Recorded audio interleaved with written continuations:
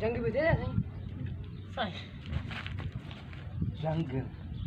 केड़ी जंग? कोई जंग नहीं हो रही। हुकूमत ने ऐलान किया है बेरोजगार जो भी लोग हैं वो कुत्ते खसी करें, उनको इनाम दिया जाएगा।